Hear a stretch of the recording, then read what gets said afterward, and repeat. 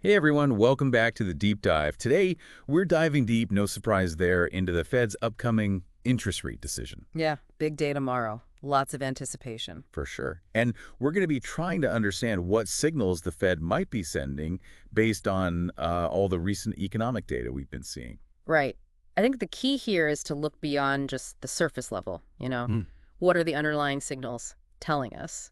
And how might the Fed try to communicate all this to the market without causing a meltdown? absolutely. We've got some really insightful analysis to help guide us. Yeah, our recent discussion really broke down what to watch for at the Fed meeting tomorrow, and that includes some of the more confusing economic data points the Fed is probably looking at. Right, so our mission, if you will, is to help you cut through all the noise and really get a clearer understanding of, well, what's going on and what it all means for, the economy and potentially your investments. Exactly. Okay, so one of the things that's been making headlines lately is the Atlanta Fed's GDP Nowcast. Now, for those who aren't familiar, it's basically a model that tries to predict real-time GDP growth. Right. And it's been showing some surprisingly low numbers recently. I mean, initially it was down at like negative 2.4% for the first quarter. Yeah, then they revised it up slightly to negative 1.8%, Hmm. but still, not exactly a sign of a booming economy. Yeah.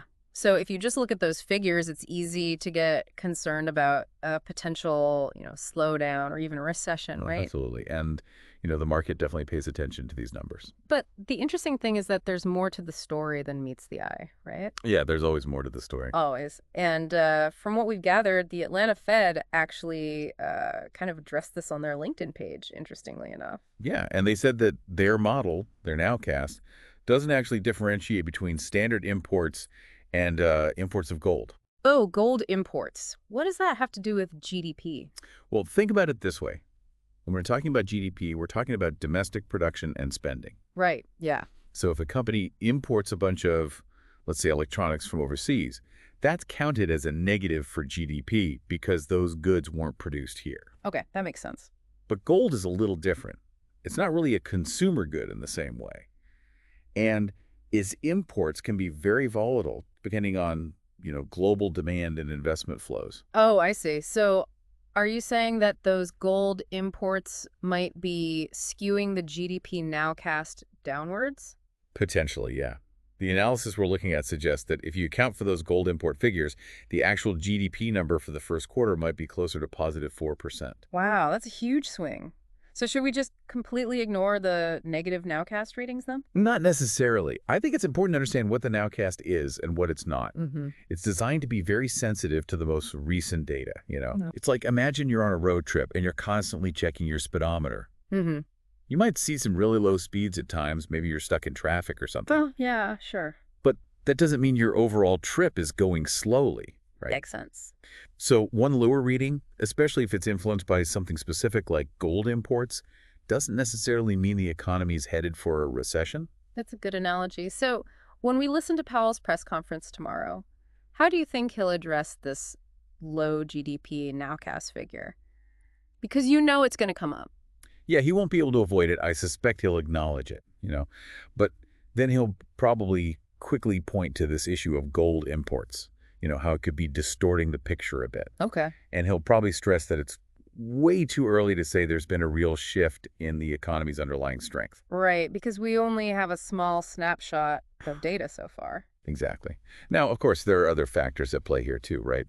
Like, the uncertainty around tariffs and trade policy. That can definitely weigh on business sentiment and investment decisions. Right, and all that political stuff going on doesn't help. Exactly. It's hard to plan for the future when you don't know what the trade environment's going to look like 6 months from now. Right, totally.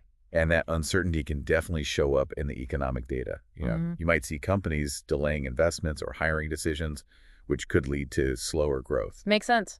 So it seems like Powell and the Fed have a really tough job right now. They need to be transparent about what they're seeing in the economy, Hmm.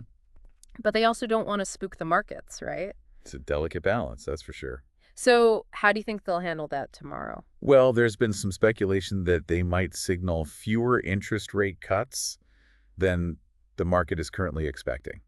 Maybe 2 cuts for the year instead of the 3 that are widely priced in. Oh, interesting. Why would they do that? I think it's partly about managing expectations. You know, they don't want to send the message that they're super worried about the economy. Because if they do, that could actually make things worse. Yeah. It could become a self-fulfilling prophecy. Yeah, I can see that. So if they signal fewer rate cuts, what kind of reaction do you think we'll see in the markets? Well, bond yields would likely go up, which means bond prices would go down. Right, okay. As for stocks, it's a bit more complicated. On the one hand, less accommodative monetary policy, fewer rate cuts, could be seen as a negative for stocks. Hmm. But on the other hand, it could also be interpreted as a sign that the Fed is actually pretty confident about the economy's fundamentals. And that could actually be a positive for stocks, at least in the short term. Okay, so it's kind of a mixed bag. Yeah, exactly. Yeah. And I think for investors, it's important to think about how this might impact different sectors. Some sectors are more sensitive to interest rates than others. So let's break down those scenarios a bit more. What would be the implications if the Fed signals, say, 2 rate cuts versus if they were to signal 3 or more? Okay, so 2 rate cuts, as we said, likely means bond yields go up.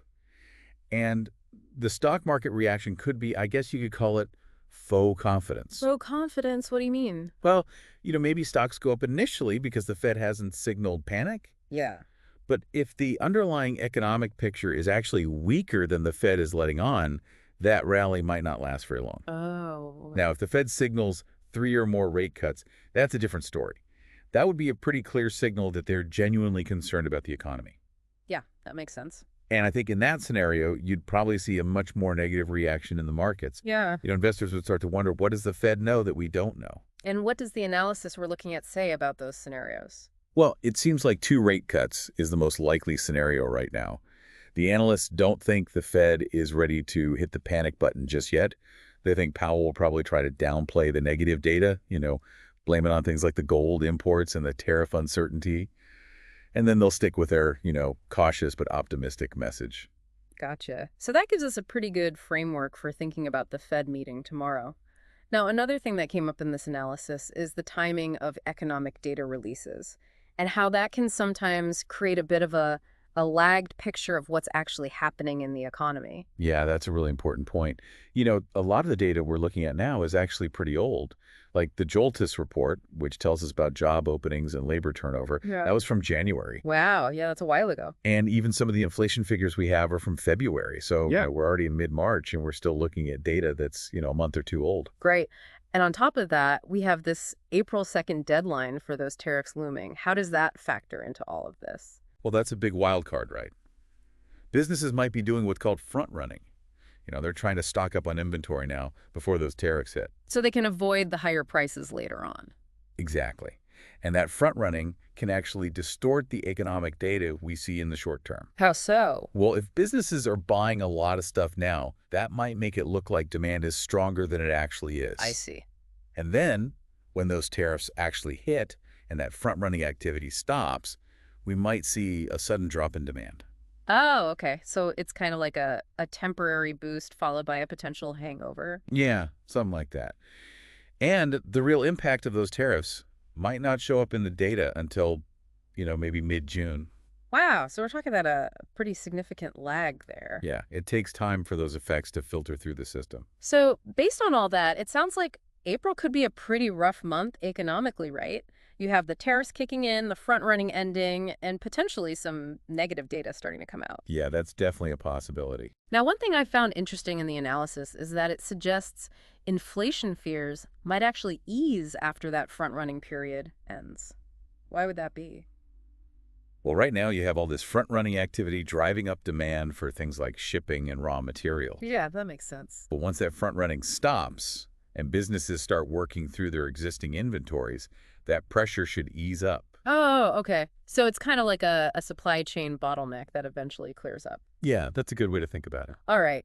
Now, the analysis also touches on the overall market sentiment right now and how investors might be adjusting their strategies in this, uncertain environment. What are some of the key takeaways there? Well, one thing that's becoming clear is that the so-called Trump put or Fed put might not be as strong as it used to be. The put, meaning the idea that the government or the Fed would step in to prevent a big market crash. Exactly. And that's making some investors nervous. They're starting to realize that they might be more on their own than they thought. So what does that mean for the average investor, someone who's, focused on their long-term portfolio? Well, I don't think it means you should panic and sell everything. Mm-hmm. But it might be a good time to review your portfolio and make sure you're comfortable with the level of risk you're taking. Okay. And the analysis suggests that instead of just blindly buying the dip, buying stocks after they've gone down, you might want to focus on buying into strength, Buying into strength, meaning what? meaning investing in assets that are already showing positive momentum, things that are already going up. Oh, okay. So you're basically riding the wave rather than trying to time the bottom. Yeah, exactly. All right. So bringing it all together, what's the overall expectation for the Fed's message tomorrow? Well, they're probably going to try to project an image of calm and confidence. Everything's fine, don't worry. But I think there's going to be a lot of skepticism about that message. Yeah, given all the uncertainties we've been talking about. Yeah. Exactly. And some investors might be preparing for a bumpier ride ahead, maybe holding more cash or short-term bonds, just in case things get choppy. So it sounds like a lot is riding on this Fed meeting tomorrow. Yeah, it's definitely going to be a big one. Okay, so just to recap, what we've learned from this deep dive is that the Fed meeting tomorrow is likely to be all about managing expectations. Hmm. They're probably going to downplay the recent negative economic data, maybe blame it on some temporary factors. Right. And when it comes to interest rates, we're probably looking at a more cautious approach, maybe fewer rate cuts than the market is hoping for. That seems to be the most likely scenario, yeah. Now, here's a final thought for you to consider. Given all the lags in economic data we've talked about and the potential impacts of those April tariffs, how do you think the economic narrative is going to evolve in the coming months? What specific indicators should you be watching beyond just the headline numbers to get a more accurate picture of what's really going on? Because as we've seen, there's often a big difference between the current data and the future direction of the economy. And understanding that difference is key to making smart investment decisions. I think that's a great point to end on. Thanks for joining us for this deep dive, everyone. We'll be back soon with more analysis and insights. See you then. Bye.